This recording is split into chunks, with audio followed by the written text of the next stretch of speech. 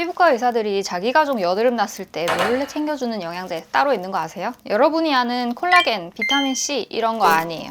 오히려 잘못된 영양제를 꾸준히 먹으면 피부 장벽만 무너져서 여드름이 더 심해지는 거 진짜예요. 돈 쓰고 피부 망치는 지름길이죠. 안녕하세요. 14년 넘게 지긋지긋한 여드름과 싸워온 여드름 한의사 이가현이에요. 여러분 좋다는 화장품 다 써보고 피부과에 돈도 많이 쓰셨죠. 근데 왜 자꾸 여드름은 재발할까요? 사실 진짜 속부터 뒤집어 엎는 핵심 영양제는 따로 있어요. 오늘은 피부과 의사들도 진짜 효과 봤다고 입모아 말하는 그 영양제의 정체를 알려드릴게요. 그리고 여드름 피부가 절대 먹으면 안 되는 최악의 영양제까지 싹 다 알려드릴 테니까 영상 끝까지 꼭 보세요.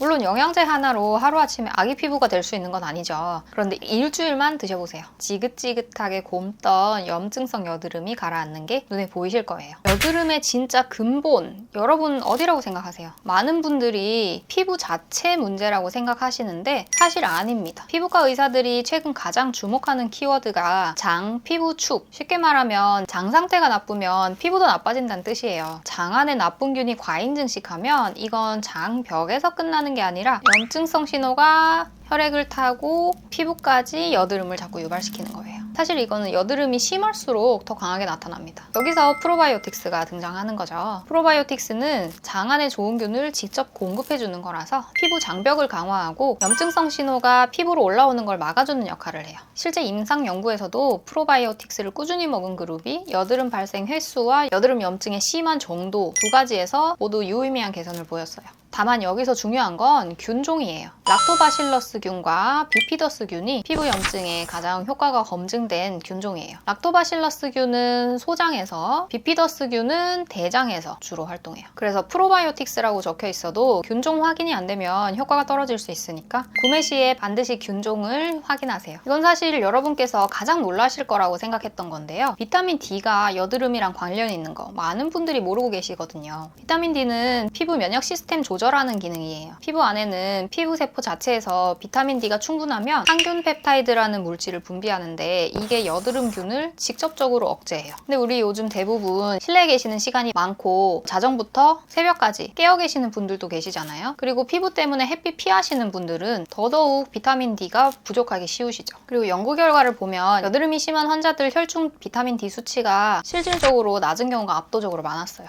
비타민 D 권장 용량은 통상적으로 하루에 1000에서 2000 IU 정도니까 영양제 선택하실 때 참고해주세요. 세 번째로 아연은 여드름이랑 관계에 대해서 가장 연구가 오래된 영양제 중에 하나예요. 아연이 하는 일은 크게 세 가지로 정리를 할 수가 있는데요. 첫 번째, 피부 장벽을 만드는 데 도움을 줘서 피부 장벽 기능을 강화해요. 두 번째는 여드름균 증식을 직접적으로 억제해줘요. 세 번째는 피부 염증 반응 자체를 줄여줘요. 이 세 가지 동시에 해주는 영양제가 사실 아연 외에는 거의 없거든요. 특히 중요한 건 요즘 사람들이 여드름이 심하시든 안 심하시든 아연 부족이 생각보다 많다는 거예요. 왜냐하면 아연은 스트레스 받으면 빠르게 소모되는데 요즘 스트레스 없는 분이 없잖아요. 아연은 형태도 중요한데요. 아연 피콜리네이트나 아연 글리시네이트가 체내 흡수율이 높아서 이런 형태의 아연을 권장드립니다. 좋은 영양제 얘기만 하면 안 되겠죠. 여드름 피부에서 오히려 독이 되는 영양제도 있는데요. 바로 비타민 B12예요. 잠깐 오해가 생길 수 있으니까 먼저 말씀드리고 싶은 건 비타민 B12 자체가 나쁜 건 아니에요. 다른 건 몰라도 여드름 피부에 대해서는 특별히 주의가 필요한 영양제라는 거죠. 왜냐면 비타민 B12는 피부세포 분열과 증식을 자극하는 성질이 있어요. 건강한 피부라면 오히려 좋은 일이지만 여드름이 있는 피부에서는 이야기가 달라집니다. 여드름은 기본적으로 피지 분비가 과다하고 여드름균이 번식하기 좋은 환경에서 생겨요. 여기에 세포를 증식하는 B12까지 더해지면 피지 분비 균형이 더 무너지고